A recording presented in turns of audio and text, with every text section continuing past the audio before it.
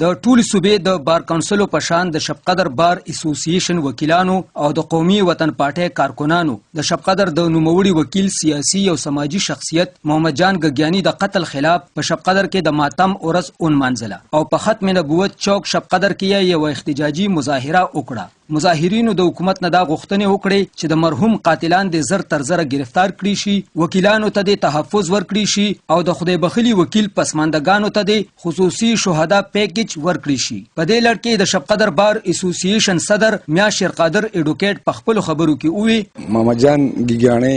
یوازې یو وکیل نو، هغه یو سماجی شخصیت او هغه یو سیاسي وګړو، هغه په دې تحصیل شب قدر په جوړولو کې رټورو نه لوی لاس. داغه نه علاوه چې کلم په دې قام باندې ایون کډرېړې والا ته به تکلیفو، کچې والا ته به تکلیفو، که په بازار کې به بل څه خبره جوړه شو، که په علاقه کې به چاته څه قسمه اره مسله وه، نو ګګیانی صاحب به چې یاره دا زما مسله ده، دا یو دردمن او خوږمن انسان و. نن زموږ په ټوله صوبه کې د KP بار کونسل نه راواله های کورټ بار اسوسییشن، ډسټرکټ بار اسوسییشن او تحصیل بار اسوسییشن چې څونه دي هغه ټولو چې دینو په دې باندې مکمل بایکاټ ته نن زموږ لپاره یو مسیا ده چې داغه بچو ته چې کوم د شهدا پیکیج دی پکاردار چې د شهدا په پیکیج کې واچي د حکومت وخت نه دا خواس کومه کم از کم هغه څور کړی چې کم خاص وګړي لور کړی کیږي، نو چې کم از کم 50 लाख रुपए د وارثانو ته ورکړي شي. د شب قدر بار اسوسییشن جاینټ سکرټر محمد ارشاد ایډوکیټ او د شب قدر بټګرام نوموړي شاعر عرفان الله بټګرامي په خپل تاثیراتو کې وویل محمد جان خان ګګیانی